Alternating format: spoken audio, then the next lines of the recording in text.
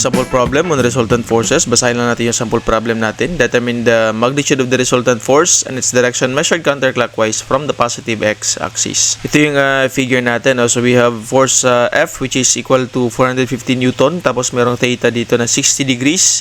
And then we have another force dito sa baba, no? 700 Newton. Tapos 50 degrees naman yung angle niya with the x-axis. Pero negative naman na side. No? So ito yung positive na x-axis, sa kabila naman that's the negative x-axis. So ang gagamitin natin dito na method is the parallelogram method, kung saan gagawa tayo ng isang parallelogram, naka-project yung dalawang forces natin. So meron tayong ma-form dito na parallelogram na shape, tapos yung resultant naman niya is connecting ng dalawang forces na yan. So either lang dito sa dalawang triangles na na-form dito yung pwede natin gamitin para i-analyze yung resultant tsaka yung direction niya, no? Nilagay na din natin dito yung mga magnitude at tsaka yung angle, no? So I think ang bago lang dito is yung 45 degrees kung saan to nakuha. Pag i-extend natin yung line na to, no? So yung line na to dito sa 700, yan, same lang na line yan, no? Pag i-extend natin. So this one is equivalent to 15 degrees kasi equal lang yan sila dito sa angle na yan, no? So this one is 15. Tapos pag ipo-project naman natin yung same line na yan dito sa taas, pareho lang din ang line na yan, no? So equal yung angles na to, no? So this one is equivalent dito sa angle na to, no? Congruent lang yan silang dalawa na angle. So this one is 60. Therefore 60 minus 15, that's 45 degrees. So 45 din to, no? So ito na ngayon actually yung angle between the line na to, yung force 1 tsaka yung line na to which is the force 2 na 700. So ito yung 45 degrees. Kaya meron tayong 45 degrees na angle na nakuha dyan, no? Again, no, kailangan natin kunin dito is the magnitude of the resultant force. So i-analyze natin yung triangle na to para makuha yung magnitude tsaka yung direction niya from the positive x-axis. Ito yung alpha na yan, no? So itong green na line na yan, yung angle na yan, that's the direction, no, ng resultant from the positive x-axis. So yung alpha makukuha lang natin yan pag i-adapt natin yung 60 degrees tsaka yung gamma dito, no. So yun, papakita natin yan mamaya sa solution natin. First, kunin muna natin yung resultant o yung magnitude ng resultant force, no. So gagamitin natin yung triangle na to.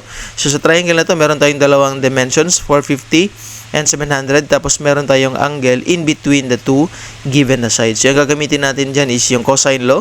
So yung general na equation ng cosine law is c squared equals a squared plus b squared minus 2ab cosine theta, kung saan yung ABC ay yung sides ng triangle, tsaka yung theta is the angle opposite, no?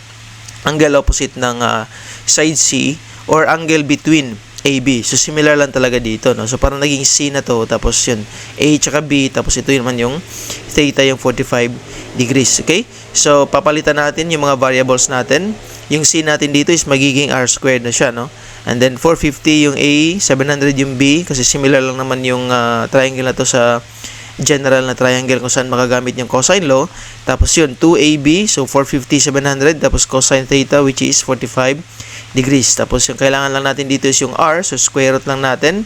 And then evaluate natin sa calculator kung tama ba yung 497.01.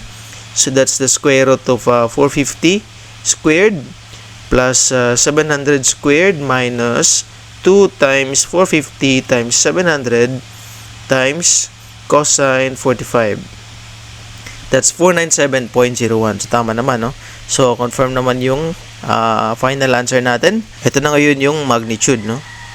Magnitude ng resultant force. Dito naman tayo sa direction, no? As I've said earlier, yung direction natin is itong alpha, no? From the positive axis. Pero actually yung direction is counterclockwise, no? So dapat nandito yung arrow niya, no? So namali lang, no? Pero anyway, counterclockwise galing sa positive axis daw, sabi. So pag ganun na siya dapat, no? Anyway, pareho lang din naman yung lalabas na, no? So that's 60 plus gamma, no? I-add up lang natin yung dalawang angles na yan. Ito yan, no? Gamma plus 60, nilagay na natin dito. Tapos yung gagamitin natin dyan, since angle yung kailangan natin, yung sine law naman, no? Yung general na equation ng sine law, dapat meron kang no? Dalawang sides tapos isang angle. So we have opposite lang pag sine law. A over sine gamma, no? Side A over sine gamma kasi opposite sila. Dodrawing lang natin para hindi malito, no? So ito yung opposite. Tapos si C naman saka opposite niya is theta. So ganun lang, no? A over sine alpha, sine gamma opposite. equals C over sine theta. Tapos, re-replace lang natin yung mga variables natin dito sa figure natin. So, 700 is the opposite niya yung gamma. Tapos, yung R naman, which is nakuha natin kanina, opposite niya is 45 degrees. Okay?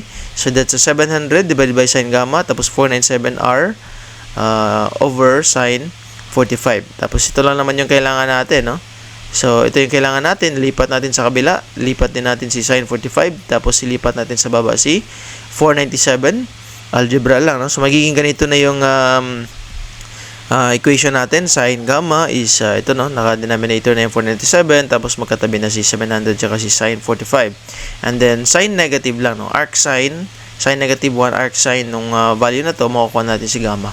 So, dito tayo sa calculator natin para ma-confirm lang. Shift sign of, gawin na natin fraction para hindi nakakalito, no? 700 sine 45. Tapos, sa baba, meron tayong 497.01.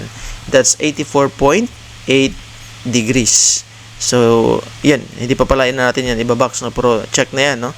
84.8 degrees. Tapos, yung alpha naman, which is just gamma plus 60, mag-a-adapt lang tayo ng 60 dito sa 84.8. Ang makukuha natin is 144.8 degrees. So, plus 60, that's 144.8 degrees. Ito na yung ibabox natin, no? Kasi ito na yung final answer natin. Direction, no? Direction from the positive na x-axis. So, ganun lang, no? Gagamitin lang natin dito is yung parallelogram method. Especially pag dalawang forces lang yung involved, no? Madaling gamitin si parallelogram method. Pwede din naman si polygon method, yung idudugtong natin yung dalawang forces. Tapos, head to tail ng dalawang forces na yun, i-extend natin si resultant. But anyway, ganito lang yung gagawin kapag parallelogram method yung gagamitin natin para kuha yung magnitude ng resultant tsaka yung direction niya, no? And then, i-analyze lang yung mga angles na given para makuha natin yung no? So, review lang dun sa mga properties ng lines and angles. Meron din tayong video dun, no? Pero nasa playlist siya ng surveying. Nandun yung review ng mga properties ng mga lines, properties ng mga triangle, circle, nandun yun, no? So, hanapin nyo lang dun sa playlist natin, dun sa surveying. Nandun yung mga review concepts natin para dun sa mga polygons natin saka sa angles, no? Lines and angles. Okay, so I think yun na yun para sa sample problem na to. And thank you again for watching. I see you sa mga next sample problems natin.